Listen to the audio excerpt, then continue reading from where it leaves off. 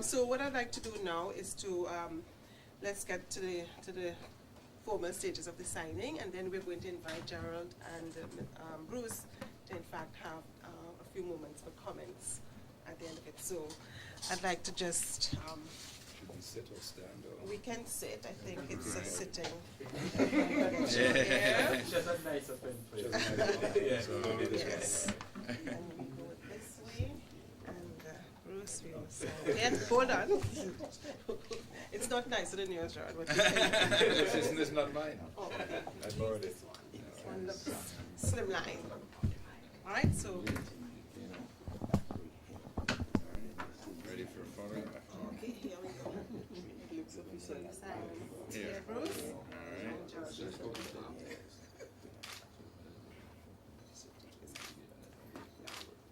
Then we just exchange now.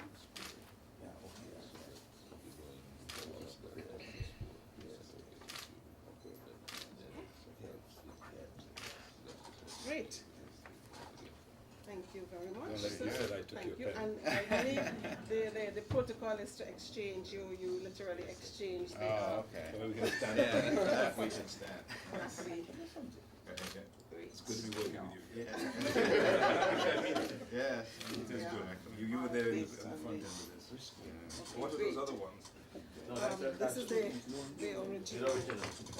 All right. So now I'd like to invite Jared to. Do I?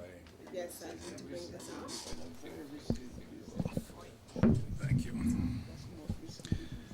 Well, Mr. President, Managing Director of DBJ, professors, other colleagues I've known for a long time, pleasure to be here. And the Multilateral Investment Fund is a part of the private sector window in the IDB. Most people think that we just lend to governments and do grant operations with governments, but we have a private sector window that does loans and also does grants. This is a case in point. I have the privilege of actually being here to speak and doing the camera. I didn't do anything. The work was done by Wayne and his team, and somebody who isn't working in the MIF anymore, but has to be mentioned, who is Karina Coburn. She and Erica worked with Rosalia and with Bruce on the first operation where you took a chance on using a credit rating to make loans, which was innovative. I mean, and I have to say, what's interesting is the child seems to have grown up. So now, with this, if this program is successful, which it will be, it won't be a pilot anymore. It'll be mainstreamed, and it'll be a new way of a new window for small and medium-sized enterprises to get financing. But anyway, you've heard all most of it I don't have to say because it's all been said. You know what the program is, and you know how many businesses are supposed to be benefited. In fact, that the DBJ has decided to throw its lot in, steps on the gas for this. It makes it bigger, makes it faster, and mainstreams it faster. The thing that is not an explicit objective of the program, it was hinted at, but it's not explicit. And that is, how does informality come into play in this kind of thing? You know, I was the res rep in Haiti for 4 years. And what's glaring about Haiti is the atomized nature of small businesses. In other words, they survive with a fence around each one. The networking and the joint action, that's what's missing. And the absence of networking and of joint action limits the possibility of growth. It makes it almost impossible to export unless it's an illegal export.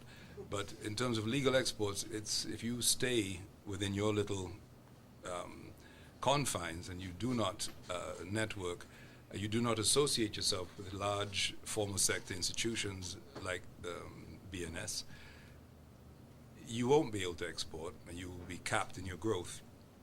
And what I think everybody is after which is growth, won't happen. So this is not about just developing new products or new ideas to put on the shelf. It's about actually getting 1,000 companies to grow and to enter the formal sector. And I don't think we should be shy to say that informality works in the short term, and it might work if you have a very short horizon, but it doesn't carry the country anywhere. Informality, which some people say is half of the Jamaican economy, is an enemy. It's not a friend.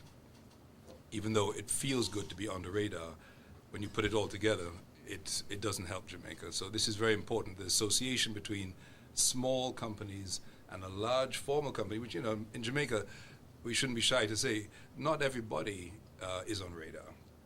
And so when you have an institution like BNS, which is, I'm sure, proud to be on radar, and people, this is a way for small firms who perhaps don't know how to get into the formal sector.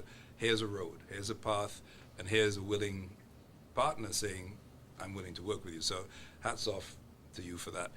And for your vision for seeing it in the first place, to actually take a chance in the pilot and now have the child grow into an adult.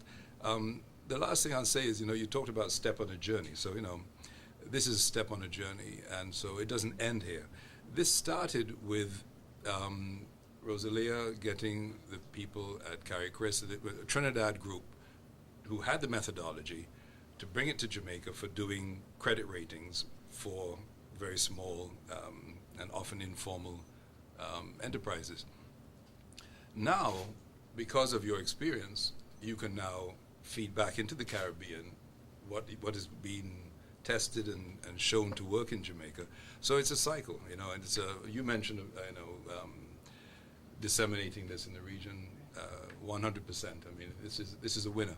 And I'll close by saying, these days I spend a lot of my time talking about the debt to GDP ratio, and what's to be done about it. And it's so refreshing, instead of talking about the numerator, which is a debt, to be talking about the denominator, which is the GDP, which is growth, and to be talking about small and medium-sized firms being the motor of that growth. So for every reason, this is the right thing to do, and it's the right time to do it, and we're very happy to be associated with UTEC, BNS, DBJ, and finally I'll say again to the team, thank you for making the IDB look good.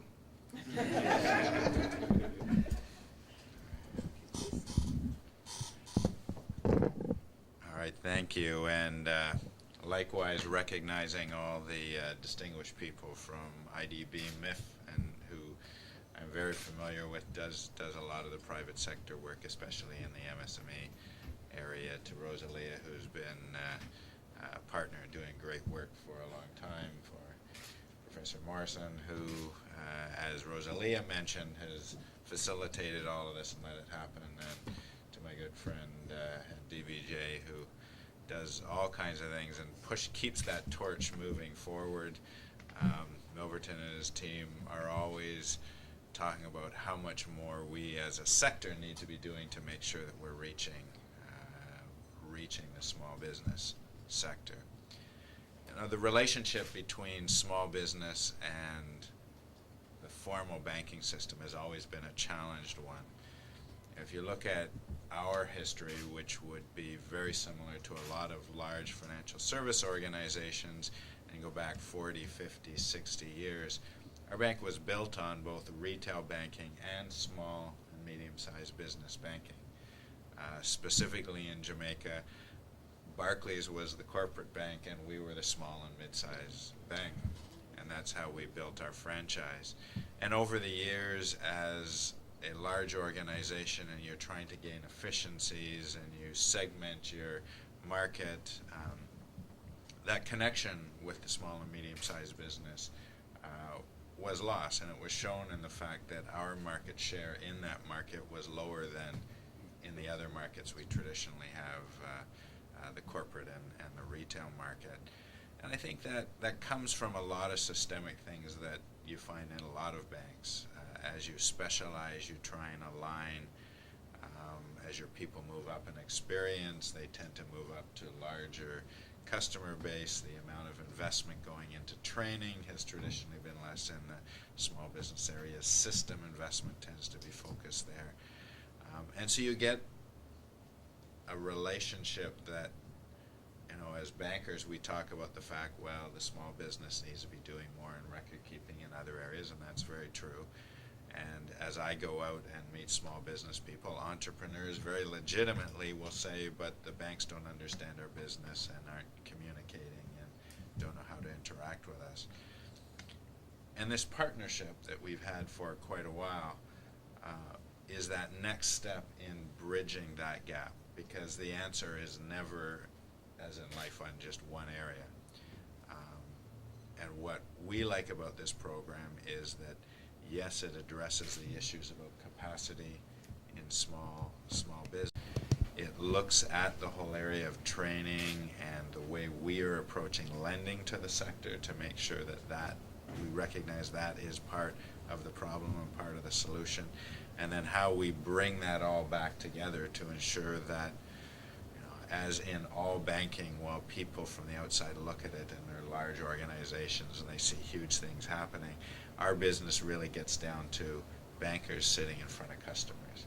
And it's making sure that in the end, that quality of that interaction, when someone from Scotiabank sits in front of a small or micro entrepreneur, that there's a meaningful conversation on both sides, both from the banker's perspective and from that of the business person. So we're very proud of what we've been able to achieve. I do remember the official ceremony at the end of the first, and we talked about how do we operationalize this and take it to the next step. And it's nice to see us here now. It's nice to see us working with the same partners, which obviously means we've all been happy with the results that we've gotten to date. And looking forward to taking it to that next level and obviously seeing it gain some momentum as well.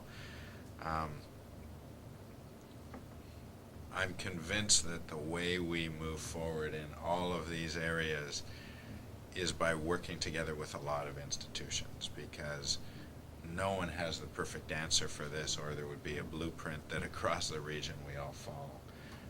It's exciting to be part of this formulative process and working with great institutions that have a passion for the small and medium-sized business sector, DBJ, UTEC, MIF, and IDB.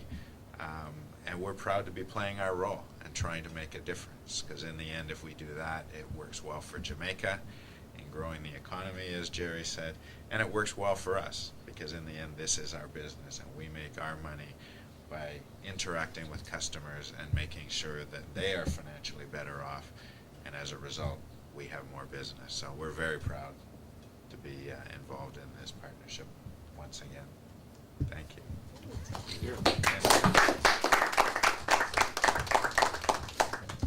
So on that note, having our document signed off and hearing from all of the stakeholders, the key stakeholders, really it is now the beginning, the continuation of the journey, and we know that we have a lot of work to do as we move forward. It's 24 months, but 24 intense months. So let's just put all our hands on deck and take it to the next level, so that at the end of the period, we will in fact be making a difference. Because I think if we don't come out of this making a huge difference to what happens with small businesses in Jamaica and the region, it would be remiss of us. So let's just put all our hands on deck. You know, I thank again each and every one of you, Mr. Bowen as well, for the support from our own institution to continuing on this program. So on that note, I'd say thank you for coming this morning. Let's just get it done. Let's do it. Absolutely.